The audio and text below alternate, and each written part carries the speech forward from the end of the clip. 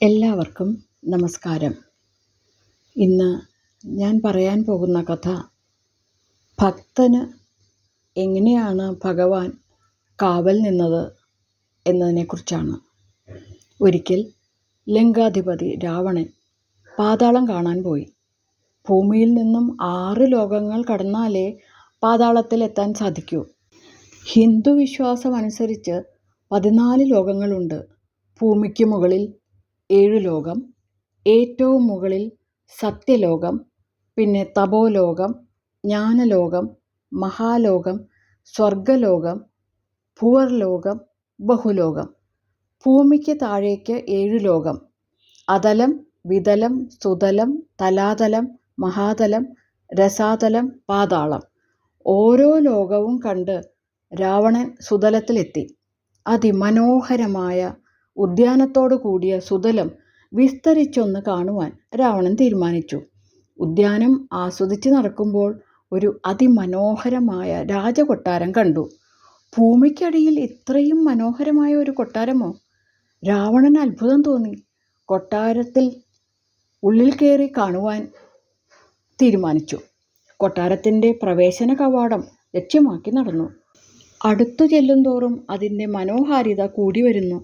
കൊട്ടാരത്തിന് മുൻപിൽ എത്തിയപ്പോൾ കൊട്ടാരത്തിന് കുന്തവും പിടിച്ച് കാവൽ നിൽക്കുന്നതാകട്ടെ ഒരു കൊച്ചുകുട്ടി. കുട്ടിയെ വകവയ്ക്കാതെ രാവണൻ ഗോപുരം കടക്കാൻ ഒരുങ്ങിയപ്പോൾ ആ കുട്ടി വഴി തടഞ്ഞു. "അല്ലയോ മഹാനുഭാവ, രാജാവിൻ്റെ അനുവാദമില്ലാതെ ആരെയും ഉള്ളിലേക്ക് കടത്തിവിടരുത് എന്ന് ഉത്തരവുണ്ട്. അതുകൊണ്ടാണ് ഞാൻ ഇവിടെ കാവൽ നിൽക്കുന്നത്. അങ്ങ് ദയവായി കുറച്ചു നേരം കാത്തു നിൽക്കുമോ? ഞാൻ ഉള്ളിൽ ചെന്ന് മഹാരാജാവിൻ്റെ അനുവാദം വേഗം വാങ്ങി വരാം." കൊച്ചുകുട്ടി ആദരവോടെ പറഞ്ഞു. "ഓഹോ, സുതലത്തിൽ വേറെ രാജാവോ? കുഞ്ഞെ, ആരാണ് മനോഹരമായ ഈ കൊട്ടാരത്തിൽ താമസിക്കുന്ന രാജാവ്?" രാവണൻ ചോദിച്ചു. "പ്രഹ്ലാദപുത്രൻ മഹാബലി ചക്രവർത്തിയാണ് കൊട്ടാരത്തിൽ താമസിക്കുന്നത്," കുട്ടി പറഞ്ഞു. "മഹാവിഷ്ണു പാതാളത്തിലേക്ക് ചവിട്ടിത്താഴ്ത്തിയ മഹാബലി ചക്രവർത്തിയാണോ ഇവിടെ താമസിക്കുന്നത്? മഹാവിഷ്ണുവിനെ പേടിച്ച് പാതാളത്തിൽ കഴിയുന്ന മഹാബലിയെ ഒന്ന് കാണാൻ തന്നെ തീരുമാനിച്ചു. കുഞ്ഞെ, രാക്ഷസ രാജാവായ ലങ്കാധിപതി രാവണൻ കാണാൻ വരുന്നു എന്ന് രാജാവിനെ അറിയിക്കൂ." കുട്ടി അകത്തേക്ക് നടന്നുപോയി. മഹാബലിയുടെ അരികിൽ നിന്നും അനുവാദം വാങ്ങി തിരികെ വന്ന് രാവണന് അകത്തേക്ക് പോകുവാൻ അനുവാദം കൊടുത്തു. രാവണൻ മഹാബലിയെ നേരിട്ട് കണ്ടു. തങ്ക കിരീടവും അണിഞ്ഞ് സിംഹാസനത്തിൽ പ്രൗഢിയോടെ ഇരിക്കുന്ന മഹാബലി, സുതലലോകം വാഴുന്ന സാക്ഷാൽ മഹാബലി ചക്രവർത്തി. മഹാബലിയെ കണ്ടതും രാവണൻ പറഞ്ഞു, "അല്ലയോ മഹാബലി, അങ്ങ് എന്തിനും മഹാവിഷ്ണുവിനെ പേടിച്ച് ഭൂമിക്കടിയിൽ ഒളിച്ചു താമസിക്കണം? അങ്ങ് ഭൂമിയിലേക്ക് വരൂ. ലങ്കാധിപതി രാവണൻ ഉള്ളപ്പോൾ അങ്ങയെ മഹാവിഷ്ണു ഒന്നും ചെയ്യില്ല. കൈലാസപർവ്വതം ദാ ഈ കൈകളിൽ ഉയർത്തിയ രാക്ഷസ രാജാവ് രാവണൻ്റെ പേര് കേട്ടാൽ തന്നെ 14 ലോകവും വിറയ്ക്കും. പിന്നല്ലേ ഈ മഹാവിഷ്ണു? മഹാവിഷ്ണു വാമനനായി വേഷം മാറി ചതിച്ചല്ലേ അങ്ങയെ സുതലത്തിലേക്ക് താഴ്ത്തിയത്? ഈ മഹാവിഷ്ണുവിന് നേർക്ക് നേരെ യുദ്ധം ചെയ്ത് തോൽപ്പിക്കാൻ കഴിയില്ല. അതുകൊണ്ടാണ് വേഷം മാറി വന്ന് വരം ചോദിച്ച് തോൽപ്പിച്ചത്. എന്നിട്ട് ഒരു വരവും തന്നു. വർഷത്തിൽ ഒരു ദിവസം തിരുവോണം നാളിൽ സ്വന്തം പ്രജകളെ കാണുവാൻ ഭൂമിയിൽ വന്നോളാൻ. ഏതാണ്ട് ഔദാര്യം പോലെ. കള്ളവും ചതിവും ഇല്ലാത്ത രാജ്യം വാണിരുന്ന മഹാബലിയുടെ കീർത്തി 14 ലോകവും അറിയുമല്ലോ.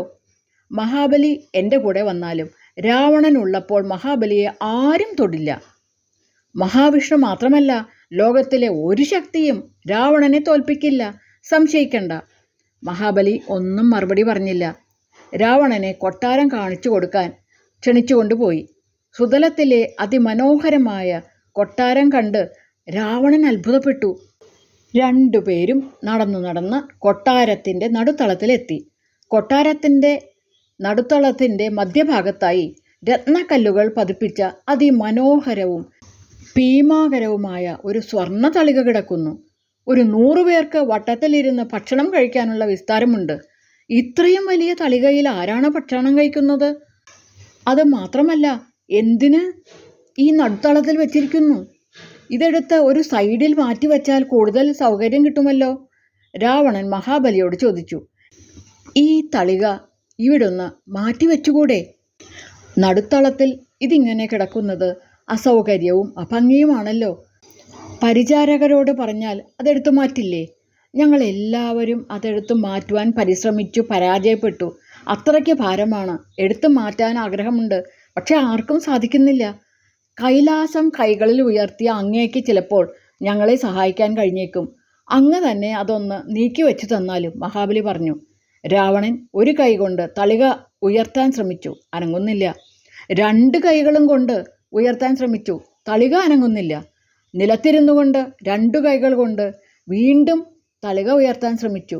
കൈലാസം കൈകളിൽ ഉയർത്തി ലോകത്തെ വിറപ്പിച്ച രാവണൻ പരിക്ഷീണനായി തളർന്നു നിലത്തിരുന്നു. മഹാബലിയുടെ മുൻപിൽ രാവണന് ചെറുതായതുപോലെ തോന്നി.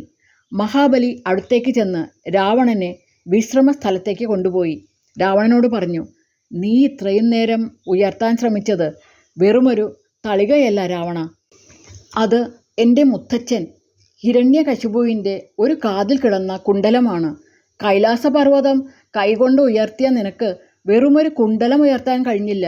ഇതുപോലെ 2 കാതിലും കുണ്ടലം ധരിച്ച ഹിരണ്യകശിപുവിൻ്റെ രൂപം പോലും നമുക്ക് ചിന്തിക്കാൻ കഴിയില്ല. അങ്ങനെയുള്ള ഹിരണ്യകശിപുവിനെ എടുത്ത് മടിയിൽ കിടത്തി നെഞ്ചു പിളർന്നാണ് നരസിംഹമൂർത്തി കൊന്നത്. അതിനുവേണ്ടി മാത്രമാണ് നാരായണൻ നരസിംഹമായി അവതാരമെടുത്തത്. ത്രിലോകവും നടുങ്ങുമാറ് ഉച്ചത്തിൽ അലറിക്കൊണ്ട് ഹിരണ്യകശിപുവിനെ എടുത്ത് മടിയിൽ കിടത്തുമ്പോൾ ഭൂമിയിൽ നിന്നും പാതാളത്തിലേക്ക് തെറിച്ചു വീണ കുണ്ടലമാണ് നീ അനക്കാൻ ശ്രമിച്ചത്. അങ്ങനെയുള്ള ഹിരണ്യകശിപുവിനെ കൊന്ന ശ്രീ മഹാവിഷ്ണുവിനെ നീ നിസ്സാരമായി കാണണ്ട. സ്വന്തം ഭക്തനായ പ്രഹ്ലാദനെ രക്ഷിക്കാൻ വേണ്ടി തൂണും പിളർന്നാണ് നാരായണൻ അവതരിച്ചത്. ഇനി ഒരു കാര്യം കൂടി കേട്ടോളൂ. 3 അടി മണ്ണ് അളന്നു കൊടുക്കാൻ സാധിക്കാതിരുന്ന ഞാൻ നാരായണൻ്റെ മുൻപിൽ എൻ്റെ ശിരസ് കാട്ടിക്കൊടുത്തത് ഭഗവാന്റെ പാദസ്പർശം എൻ്റെ ശിരസിൽ പതിയുവാൻ വേണ്ടിയായിരുന്നു. രാവണ, ഇതുപോലെ ഭക്തരക്ഷകനായ മറ്റൊരു ദേവനെയും കാട്ടിത്തരാൻ കഴിയില്ല. നീ ഇങ്ങോട്ട് കടന്നു വന്നപ്പോൾ കുന്തവും പിടിച്ച് എൻ്റെ കൊട്ടാരത്തിന് കാവൽ നിൽക്കുന്ന ഒരു കുട്ടിയെ കണ്ടില്ലേ? അത് വെറുമൊരു കുട്ടിയല്ല രാവണ, അത് ശ്രീ മഹാവിഷ്ണുവിൻ്റെ അവതാരമായ വാമനമൂർത്തിയാണ്. ഭൂമിയിൽ നിന്നും എന്നെ ഇങ്ങോട്ട് എത്തിച്ച ഭഗവാൻ നാരായണൻ ഇന്ന് എനിക്ക് കാവൽ നിൽക്കുന്നു. ഭക്തനു വേണ്ടി കാവൽ നിൽക്കുന്ന ഭഗവാൻ, സാക്ഷാൽ അനന്തശായി നാരായണൻ, ഭക്തന് കാവൽ നിൽക്കുന്ന ഭഗവാൻ. രാവണ, ഇതിലും വലിയ ഭാഗ്യമൊന്നും എനിക്കിനി ലഭിക്കാനില്ല. ഓം നമോ നാരായണായ.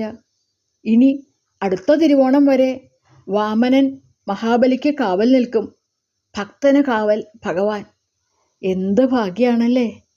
ഹരേ നാരായണ നാരായണ ഹരേ. എല്ലാ ഭക്തരെയും കാത്തുരക്ഷിക്കണേ, എല്ലാവരെയും കാത്തുകൊള്ളണമേ ഭഗവാനെ.